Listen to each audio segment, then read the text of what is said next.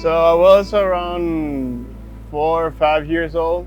My cousin was a swimming coach, and he talked to my dad and told him that put me and my brother in a summer camp. Y el entrenador, quien estaba enseñándole, le dijo a mi esposo que ellos, los dos hermanos, tenían actitudes para ser nadadores.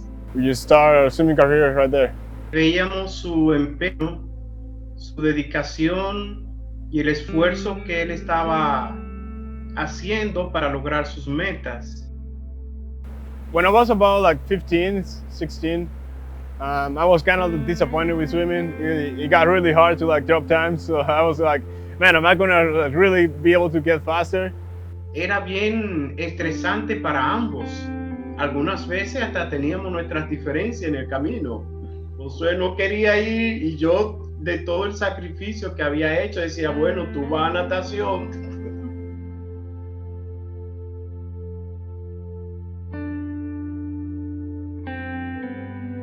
After I graduated high school, I went to the Youth Olympic Games, and one of my friends from childhood, he told me that he was going to Missouri to swim for them with a really good scholarship.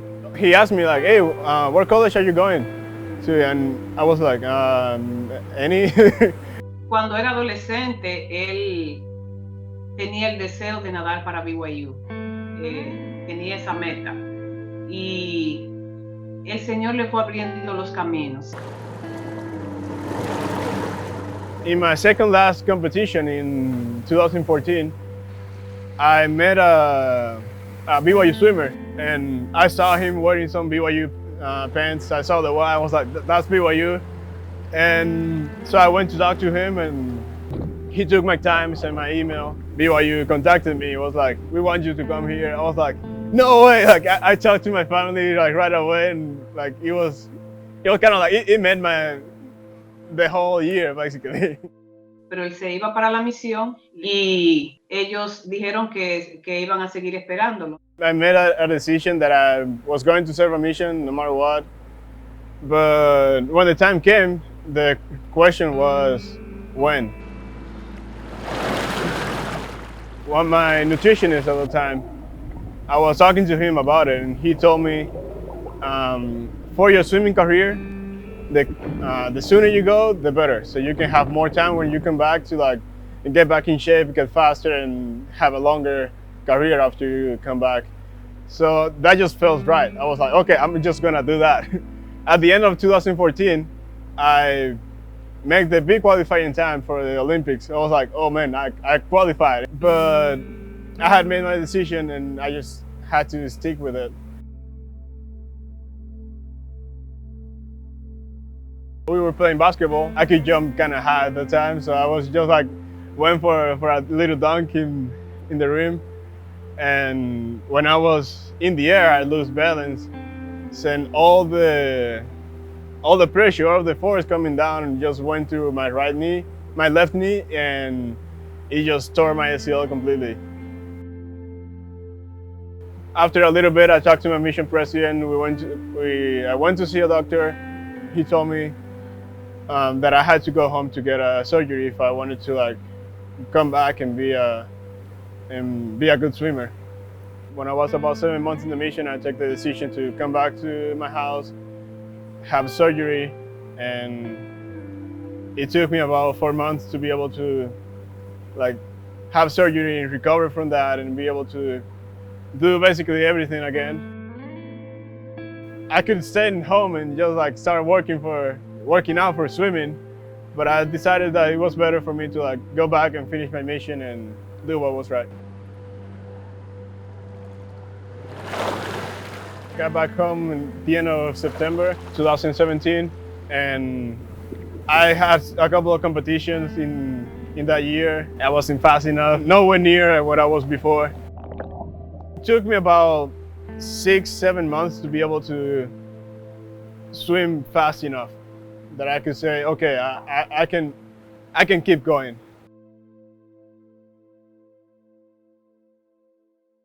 Los papás siempre vemos la parte económica, hasta que al final que nos dimos cuenta que solo teníamos que costear el boleto aéreo. Uno de mis mejores amigos, pues él me llamó y me dijo, tengo el regalo para Josué, ¿qué necesita? Entonces yo dije, el ticket aéreo. Entonces mi amigo, digo, bueno, está bien, yo lo voy a poner. The second he stepped foot onto campus, I feel like him and I, we had a really close bond. Josué is the definition of a firm foundation. He's a solid presence on the team, and no matter what time of the year it is, how tired everyone is, like whatever the circumstances are, he's always swimming really fast, and he's always able to pick everyone up. He came here and we're like, oh my goodness, this guy is fast.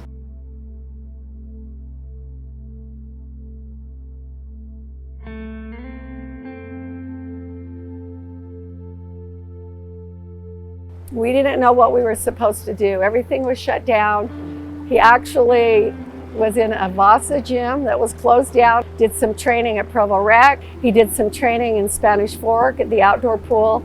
We just kept hoping. It's super difficult when you're kind of training at the highest level, wanting to compete in a meet that's only every 4 years, and it's what we always dream of as swimmers. And I feel like it was more of a mental game. I feel like, especially Josué is such a physical beast, it's such a specimen that it was keeping mentally sharp that, okay, eventually this is gonna clear up. When everything got shut down, we were still wondering, like, are they gonna have the Olympics this year or not?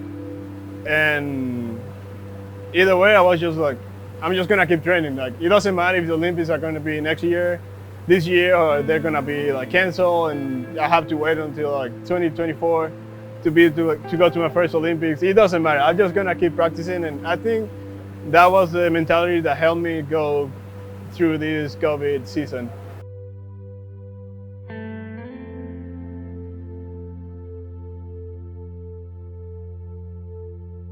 The fact that he's able to represent his country and be the fastest man ever from his country is something that we're all extremely proud of, and we love being able to kind of poke at that at practice or whenever we're together, that he's an Olympian. For me, it's always been a pleasure to be able to represent my country, and just every time I go to a competition representing my country, I'm just there like, man, I can swim slow here. I'm representing my country. I have to do my best right here. Yo soy el principal seguidor de Josué. No puedo hablar mucho porque creo que se me va.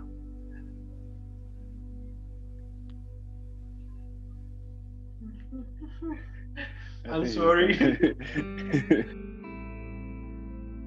Es un tema que para mí es muy difícil,